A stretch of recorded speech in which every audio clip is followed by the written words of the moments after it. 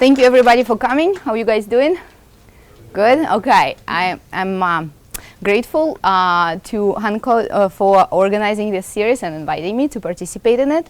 And I'm excited to tell you more about the topic I'm really interested in and I have done some research on. So before we start kind of delving into this topic about crime declines, violent crime declines specifically, I want to tell you guys where I come from. And I don't mean Russia. You probably already heard about that. So besides my ethnic and geographic origins, I actually want to tell you about my intellectual origins. And my intellectual origins are that I'm really fascinated with patterns, okay? Anybody shares this type of fascination? So when I see something like this, I get really excited. And this is not a carpet that I took a picture of somewhere in the on campus. What it actually is, it's a picture I took this summer. And it's a pattern that is left in the sand by the wave when it goes down. Okay, that's like absolutely fascinating to me. But because I'm not a physicist, I wouldn't be able to tell you anything about these patterns and how they are formed. My area of expertise is crime trends. Okay, so because I'm a criminologist, I look at patterns in crime, and under patterns, I mean trends, right? Crime fluctuates over time. Also, differences between areas, okay? Like say, why do we have crime rates in New Haven that are different from crime rates in, say, Stanford, right? Things like that. So I'm very interested in explaining various trends and patterns with regard to crime. So this is the trend that has been observed in the last 50 to 55 years, and I took this image from the Urban Institute website, and what it shows very nicely is how different the trends are if we look at crime rates from the 1960s to about early 1990s in the United States, and then from early 90s and on. Okay, very different trends. And this is something that people don't really think about because most people don't really know that there has been a decline. So those who watch a lot of TV usually think that crime has been increasing. That's not the case. So criminologists have been wondering what has been going on from early oh yeah, I have this nifty device. Okay, I'm going to do that. From early 90s and on, what has been going on, right? Why is the crime declining? And there were a lot of different explanations. And I would say, I would precede my talk about explanations with this quote. There is always a well-known solution to every human problem, neat, plausible, and wrong. So most explanations, especially the ones that look really appealing, they actually are not correct if we test them with available data, if we test them with different facts that we know about crime. So one of the champions, he is an economist at the University of Chicago, and even though I admire a lot of aspects of his work, he is very prolific as a researcher. He has a lot of interesting ideas. Anybody heard about Freakonomics? Read Freakonomics? Okay, so that's a book that probably made him famous and kind of like brought his name to most households in the United States who heard about him. So one of the explanations that he talks about in Freakonomics is the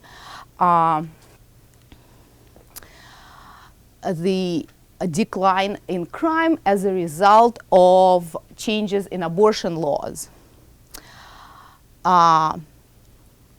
So before I talk about this explanation, because this is the one that is one of the most interesting ones, I want to say that Stephen Levitt wrote another paper recently. That's one of his most recent papers about why crime fell.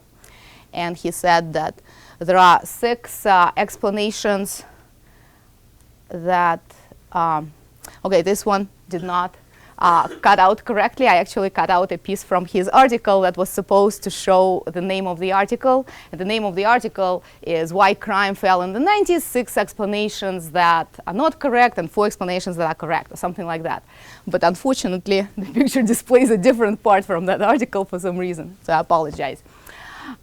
Anyway, so among the explanations that Stephen Levitt says are correct are the effect of changes in abortion laws, the changes in policing, increase in policing, and increase in incarceration rates. Okay, so let's look closer at the abortion crime debate. So what Stephen Levitt says is that he and his co-author, John Donahue, published an article testing this explanation in the Quarterly Journal of Economics. And they said that those states that legalized abortion sooner had a sooner decline in crime rates. And arrests of those who were born after the abortion was legalized declined more sharply compared to those who were born before the abortion got legalized. So why abortion? What is the explanatory link here? Well, the link is those kids who were born. Let me go back to this slide. Abortion got legalized in the United States in 1973 with the Roe v. Wade decision, right? And Stephen Levitt says those kids who would have been born if abortion were still illegal, they were not born and they were taken out of the birth cohort and all subsequent birth cohorts. And the main reason it affected crime is because those would have been kids who are unwanted. Most of the abortions disproportionately affect people in poverty, single women with few resources, teenage expectant mothers, and so on. So the category of people who are, according to the facts that we know about crime, are likely to have kids who would be contributing to crime rates. Okay, so that's the argument that Stephen Levitt makes. What do you guys think about this argument? Does it sound plausible? The idea is that those who would have been born in 1974 and later, they would hit their most crime-prone age at about 20, let's say, right, for easy counting. So 74 plus 20, it would be 1994. So that would be when they contributed to the crime rates, but because they were not born, they didn't contribute. That is why we see the decline. Okay?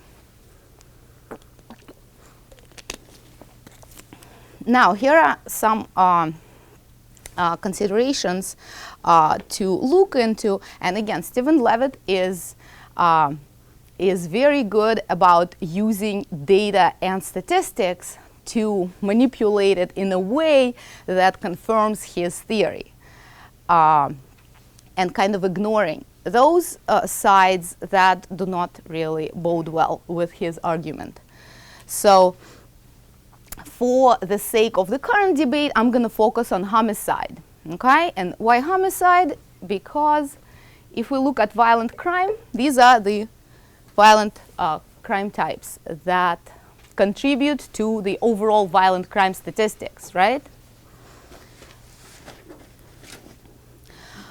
With all the other crime types, if we get data from police, not all of these crimes are reported, right?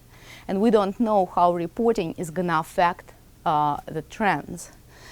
With homicide, usually if there is a body, it has to be reported, so this is one of the most reliably reported crimes.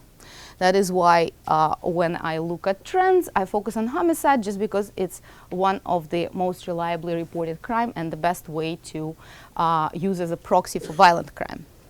Okay, so let's look at, and also it's correlated pretty well with other types of violent crime. All violent crimes follow approximately the same pattern. So you can see here that homicide and robbery, two types of violent crime, they follow a very similar pattern. So how would we test this theory about the effects of abortion laws on homicide and violent crime in general? Stephen Levitt and his co-author chose to look at the United States. Well, the United States legalized abortion at around the same time, so it's difficult to find some differences. However, if we look at other countries, we see a much more pronounced variation. So some countries legalized abortion sooner, some countries legalized abortion later, right? So based on this theory, we would expect to see declines at different time for different countries.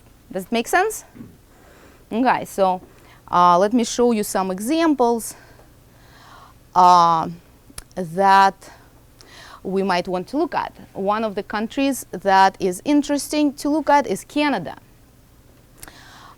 In Canada, abortion got legalized in 1968, so before the United States. However, if we look at crime rates, they are very similar, and this is a picture that shows just how similar the crime rates in Canada and United States are. There is no 5-year lag that we would expect based on the timing of abortion legalization. We can also look at other countries. I apologize for, again, sorry, because I put together this presentation on a Mac. There are some weird things that happened that I didn't expect. So what actually this picture shows is, look at the lines. So you see the crime trends in Canada and another country, Italy, again, very closely resemble crime trends, and these are homicide data again, homicide trends in Canada and Italy, even though abortion got legalized with a 10-year lag. Greece, abortion got legalized even later. We would have expected to see crime starting to drop about here, about here. Instead, it's increasing, right? So these are just some of the ways we can look at this theory if we go outside of the United States.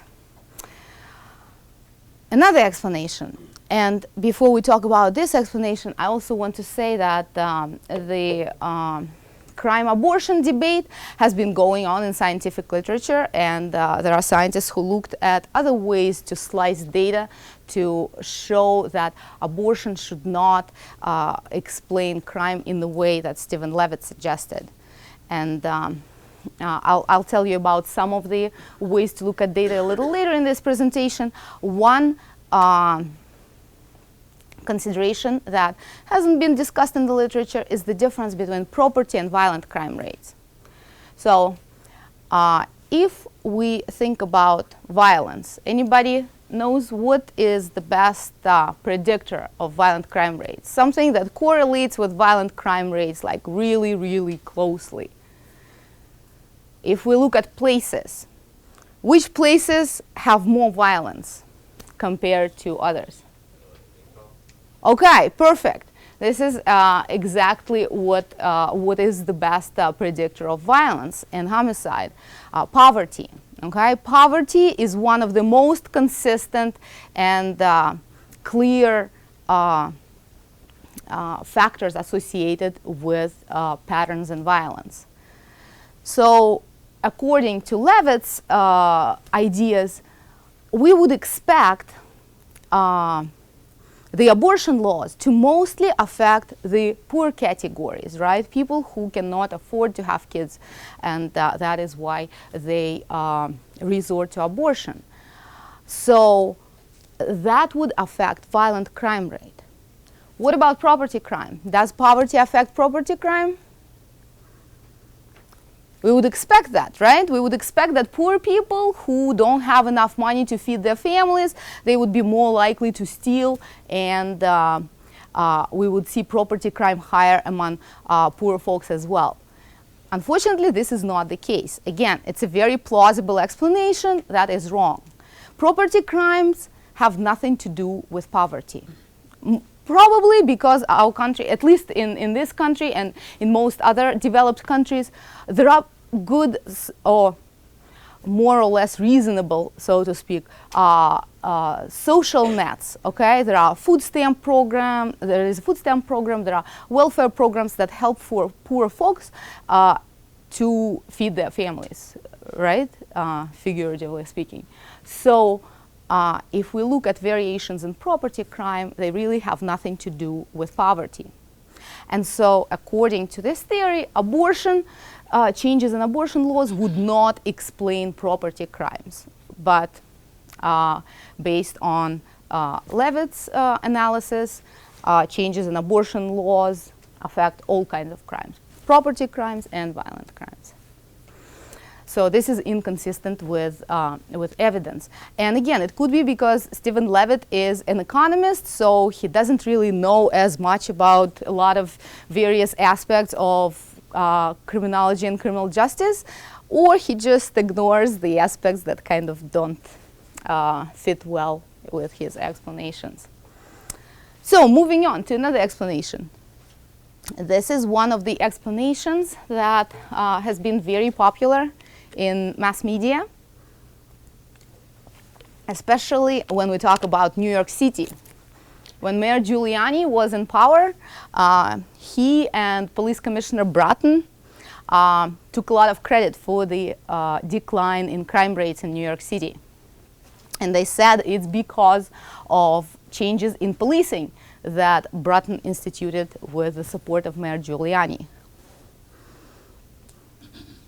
Well, the question here is, again, we got to find some comparison groups, right? Some relevant comparisons would be other big cities in the United States. A lot of them did not have any changes in policing whatsoever. Did they also experience declines, or did their crime stay the same?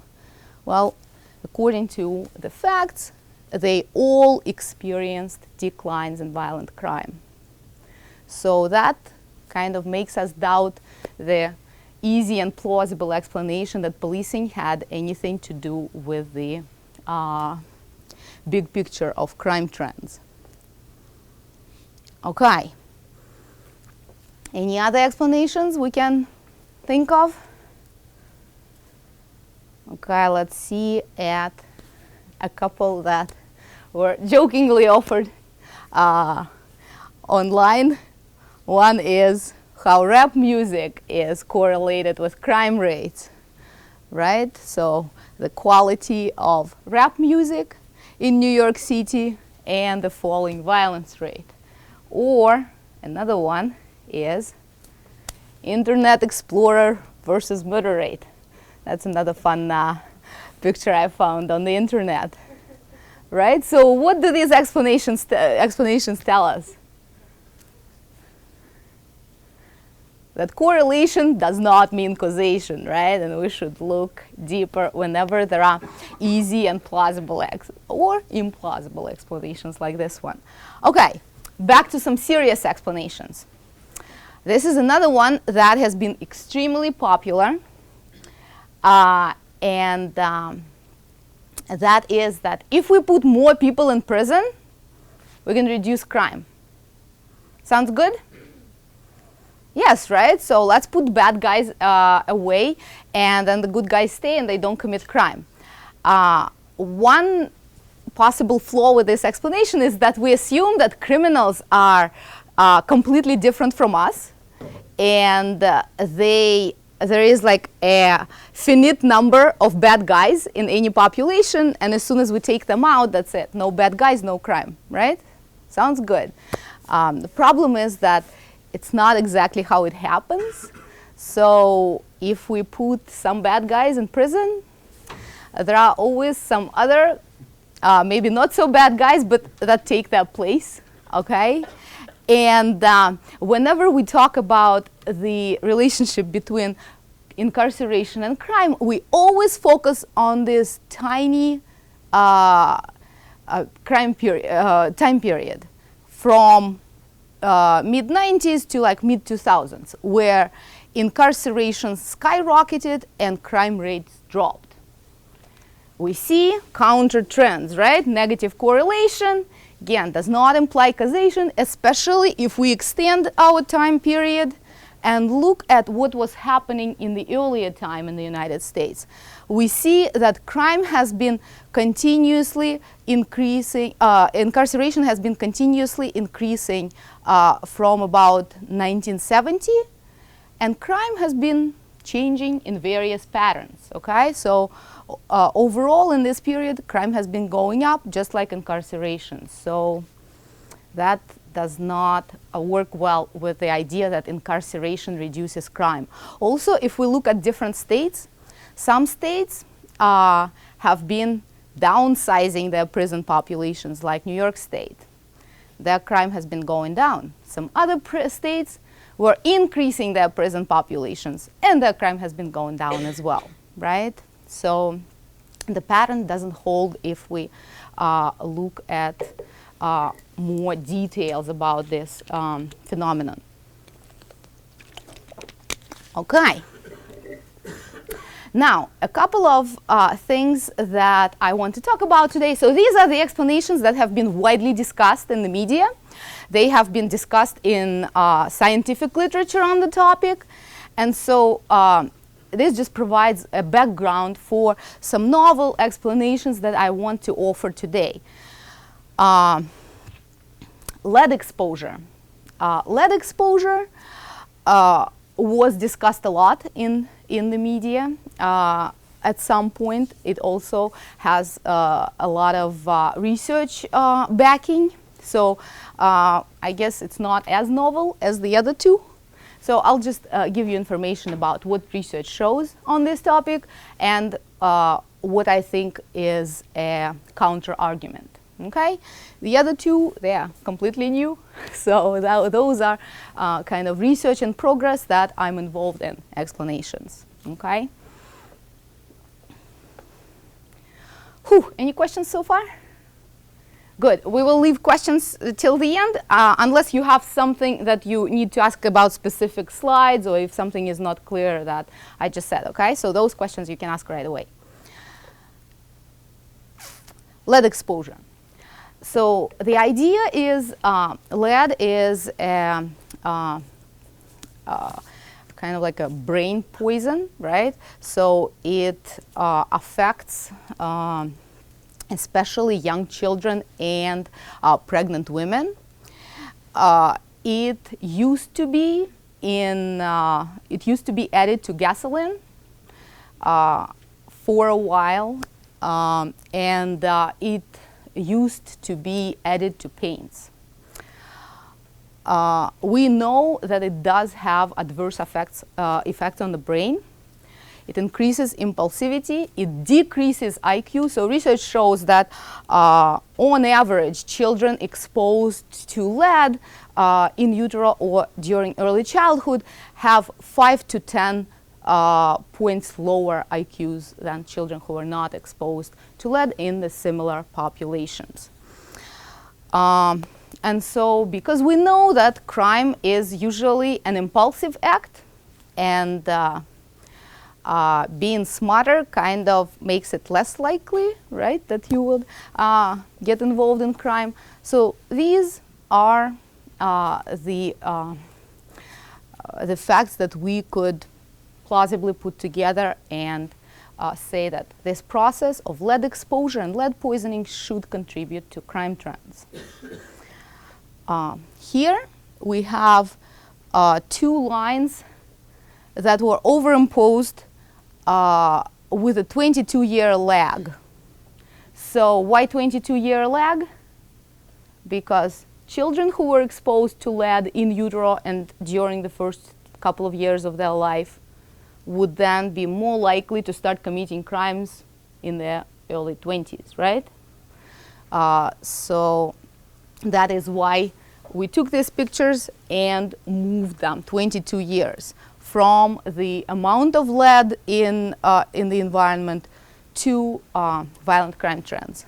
And it actually looks very plausible. Again, they go together really well, these two trends. We also have data from other countries. Always a good idea to look at other countries.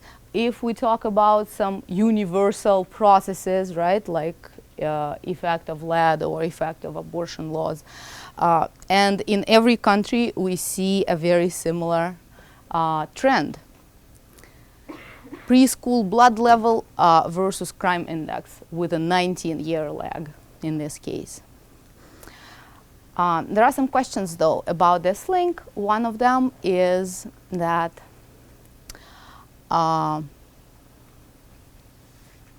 that we see cohort effects. Cohort means that only people of certain age are involved in crime at a certain point in time and not others. Let me show you what that means. Again, I apologize for the messed up graph. What this graph shows is homicide trends by age. And we only look at offenders, so we only look at crime that has been solved, right? Age 18 to 24. This red line, age 14 to 17, blue line. And these are yellow line, age 25 to 34, and purple line, 35 to 49. So we see that most of the crime increase in the early 90s is because of people age 18 to 24 and people age 14 to 17.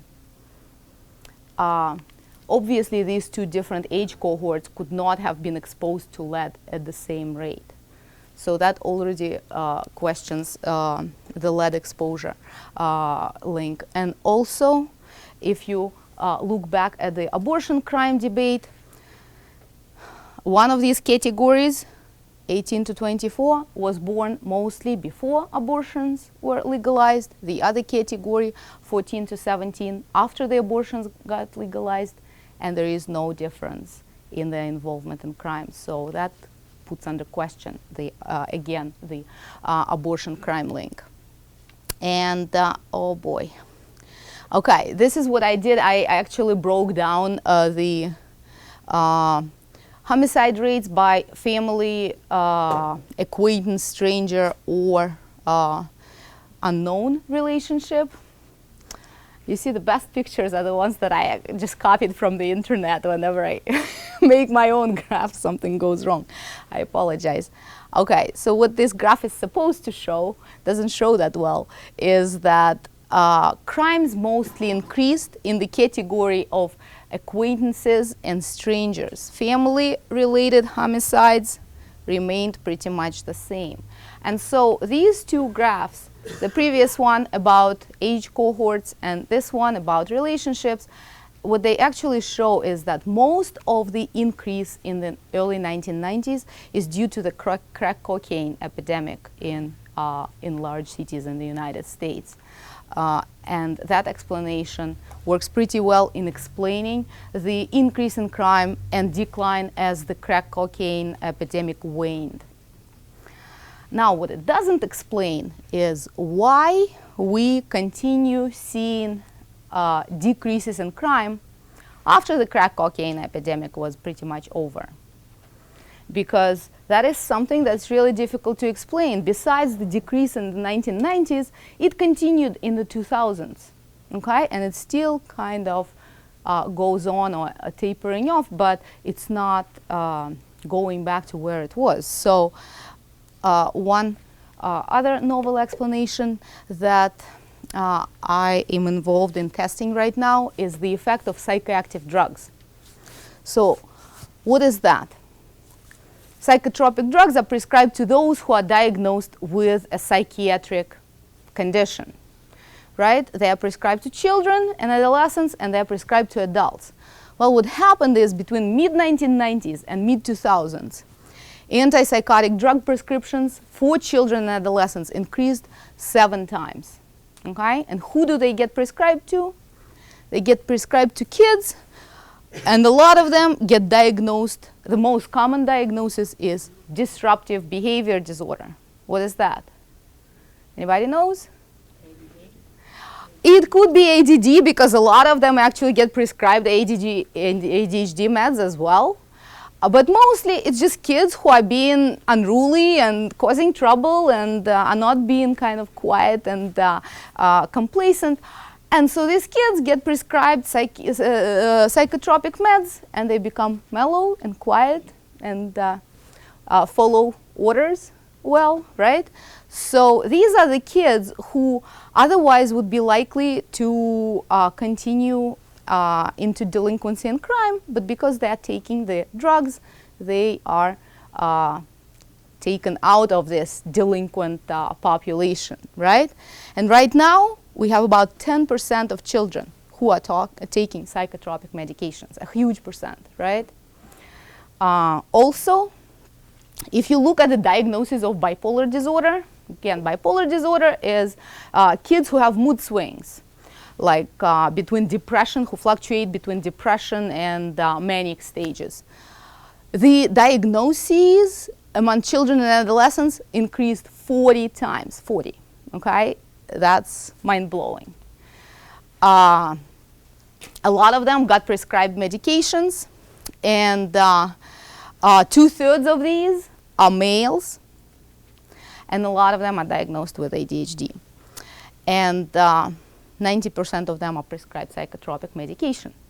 So this is one piece of the puzzle. Another piece is, so this is the graph that illustrates the drastic increase in the psychoactive drug prescriptions.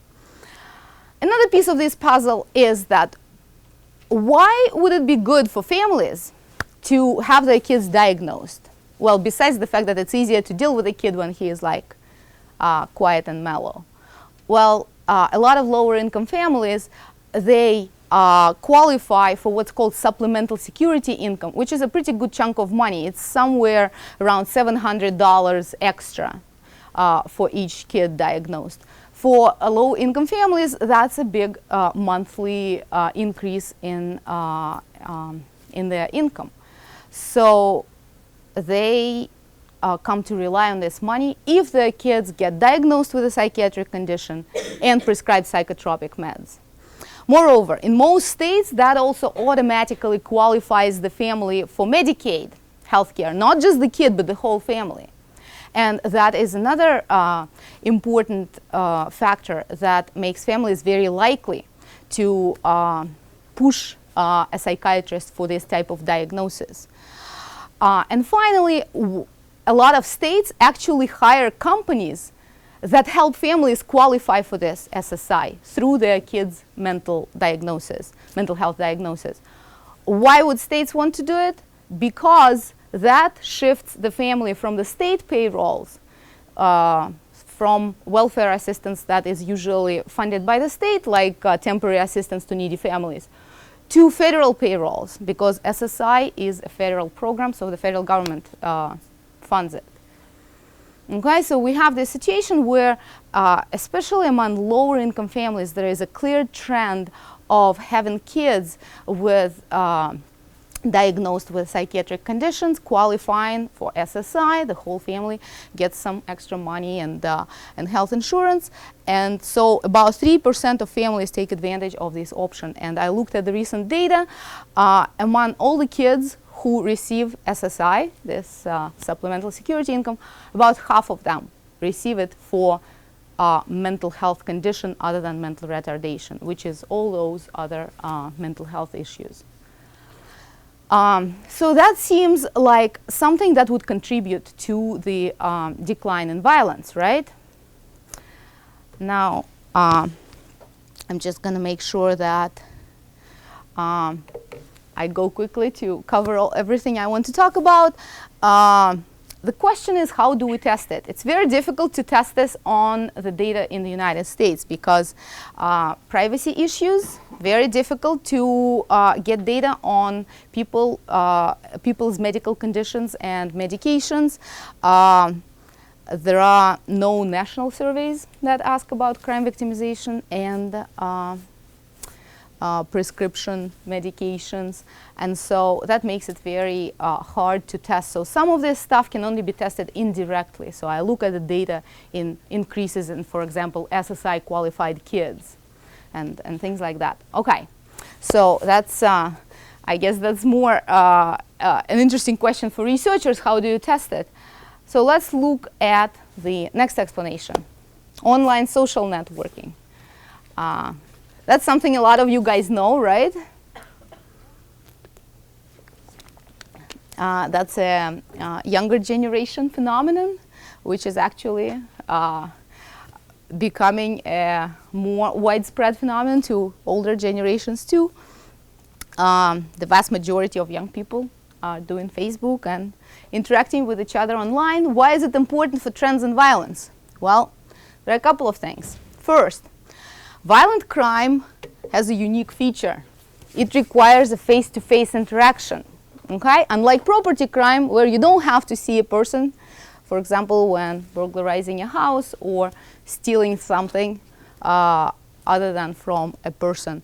So for violent crime to happen, we need at least two people coming in contact with each other, right? So if we have fewer contacts because we are interacting online, guess what happens? So statistically speaking, what impacts violent crime rates is the volume of all interactions, the likelihood of the contact turning into a conflict, that's what it's supposed to say here, conflict, and the participants' inability to resolve it peacefully. So what happens with online interactions? No face-to-face contact, right? Conflicts that arise in online interactions, they're less likely to result in violence because it's really difficult to punch a person in the nose if he or she is not there, right? And this piece is, again, research that I'm involved in with a colleague of mine from the University at Albany. We are looking at international data because the idea of social networking affecting violence trends is very difficult to test in the United States, because in the United States, pretty much all the places started being able to access the internet and online social networking at the same time. Moreover, it's not just online networking, it's also things like buying stuff online, right? I very rarely go to stores in these days because it's much easier to order everything from Amazon, right? I assume a lot of people do the same thing. So we have fewer options for people to see each other and get into conflicts if there are fewer interactions, right? But in other countries, the process of being able to get online and communicating online happened at different points in time. So that's what we are looking at. At what point did the country's population get wide access to the internet, and at what point the crime started falling in that country? Okay? So that's pretty much it. So those are the things that I wanted to tell you guys about, and now I'm open to questions. You can always email me with any questions too. So that's yes. Hi, Maria. I just have a question about the social networking. So we did some research on social media and focusing on Arab Spring and looking at grassroots movements. I think that might throw off the theory about social media use and the decrease in violence in certain countries, maybe not all countries, but have you guys thought about that, or? Right, and that is a very good observation. So we see countries where people use social networking to organize and stage, like, say, violent uprisings, right? Or maybe not so violent at the beginning, that turn violent after a lot of people come into contact with each other, right? Not online. So that definitely is something that I would say is a counter example, right? So we would have to be very careful kind of marking these countries as outliers when we have a situation like that. Also, a lot of people ask me about cyberbullying, because cyberbullying is the same phenomenon, right? Oh, what about violence that is perpetrated via cyberbullying? The situation is most bullying still occurs offline. And cyberbullying is just an additional medium. So a lot of these kids who are bullied online, they actually are bullied offline too. It's not like it's a completely separate process, okay? So if they were not bullied online, would it make a difference? I don't think so. And trends in suicides show that. We hear about high-profile cases in the media. Somebody committed, like, say, a teenager committed suicide because she was cyberbullied. But those are single cases that they do not reflect the trend. The trend is that suicide among teens has not been going up with the advent of social networking. So it could be that this person would have committed suicide if being bullied without any online component, but just being bullied in school. Young man? You mentioned about change of policing, and I heard about the most important part of changing policing is the increased number of police. Even some areas do not change the policing, but they definitely have increased number of police officers. What do you think? Yeah, that is a good comment. Actually, that is another article that Stephen Levitt published. He looked at how increases in policing affected crime rates. And again, he did this amazing exercise where he took the data and analyzed it in a way that showed what he wanted it to show.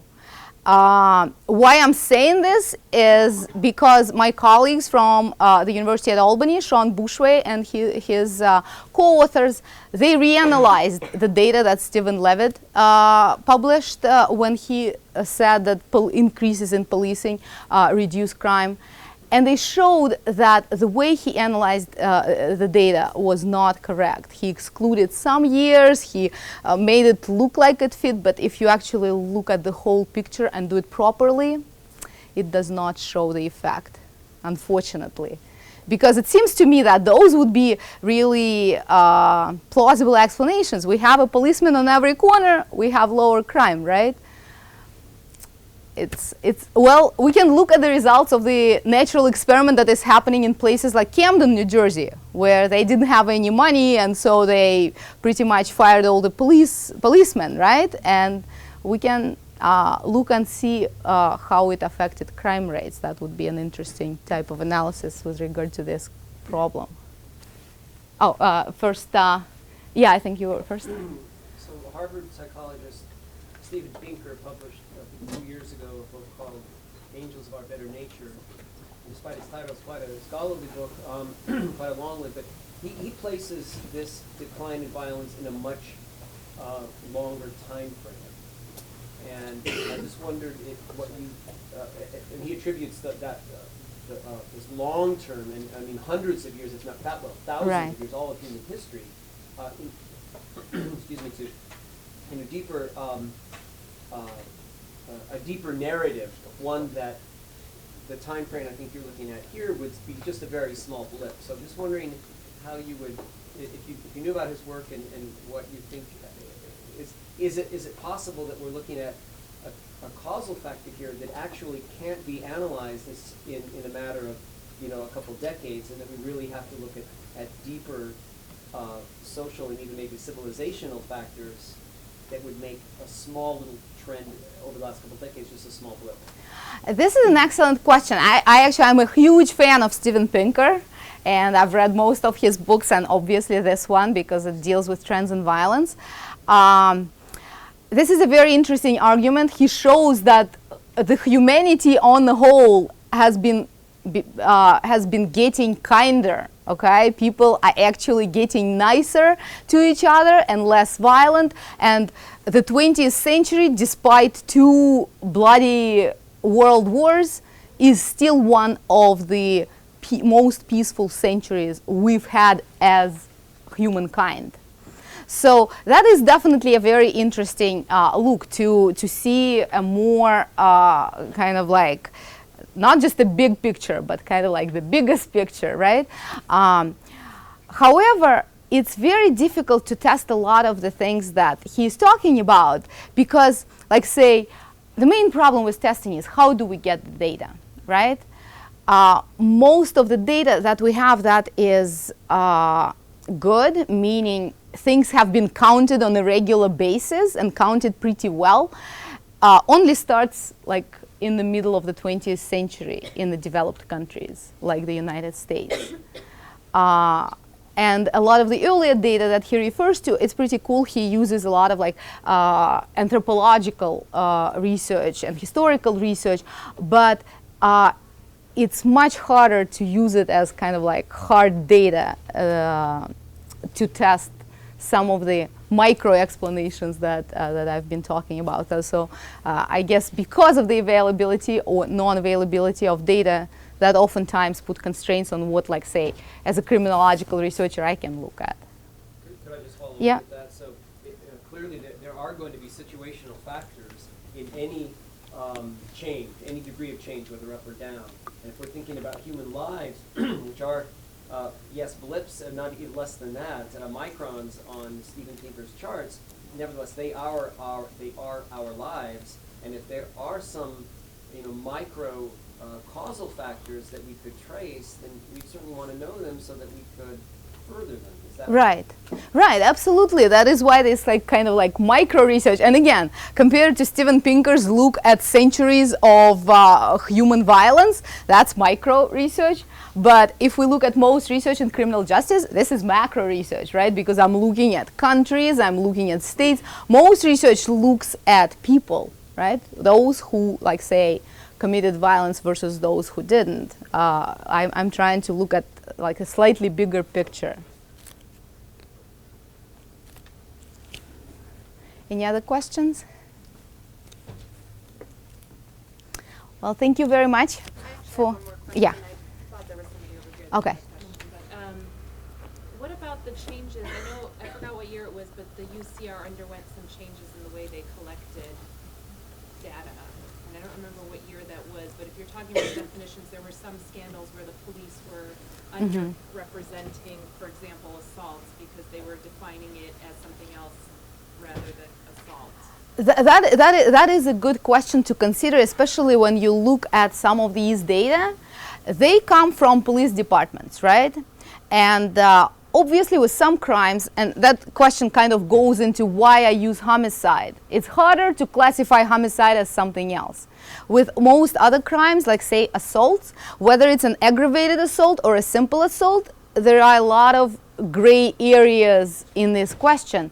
And there were, like say, articles talking about how some police departments, for example, in New York City, were pressured to bring their crime statistics down, and one of the ways to do it was to reclassify assaults as simple assaults rather than aggravated assaults. Then they don't contribute to these statistics. So that is why I prefer to deal with homicide, because homicide is a more reliably measured crime. It's hard to, change the definition, at least to my knowledge, that hasn't been changed. With other crimes like rape, the definition changed not last year, 2 years ago, in 2012. So FBI defined rape before 2012 as only a crime perpetrated against a female. Okay? The last 2 years, they reformulated it a crime against a person. So rapes against, like say, males that wouldn't have been included in the crime numbers before 2012, now they're included. So what we're going to see on the chart is an increase. But it's not an actual increase in crime, it's an increase because of the changes in definition. So that we have to be very careful about it. That is why I use homicide data. However, the problem with homicides is they are very rare. So we cannot compare, for example, a small town in Connecticut with another small town in Connecticut, because homicides in small towns probably happen once maybe every 10 years, 10 to 15 years. And so you have one homicide here and 0 homicides there. It's very difficult to make any sense of it. So we can only look at bigger units of analysis like cities and states and countries. Thank you very much. Thank you. Thank you for coming.